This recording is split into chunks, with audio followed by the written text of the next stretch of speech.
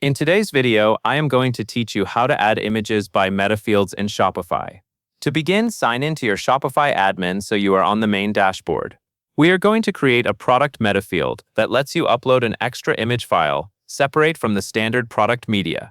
This is useful when you want to display an additional image in a specific spot in your theme, or when you want to manage a special image without mixing it into the main gallery. First, go to Settings in the lower left area of your Shopify admin.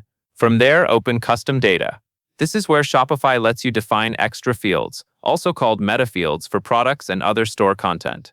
Inside Custom Data, select Products. Choosing Products is important because we want this image field to be available on each product page in your admin. Next, click Add Definition.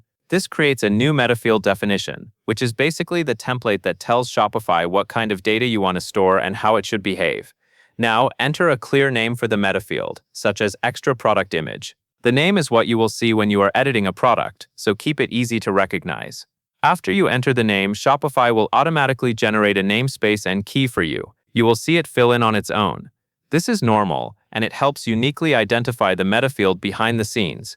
After that, set the content type by choosing File. Since we are adding an image, a file type is the correct choice. Then select One File.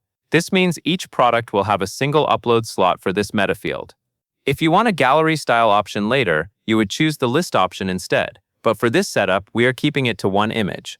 Before saving, look for the validation section. Make sure Images is checked. This validation prevents other file types from being uploaded, which keeps your data clean and avoids unexpected issues later. Finally, click Save. Your metafield definition is now created, and you can start using it on individual products by uploading an image into that new field on each product. And that is all there is to it.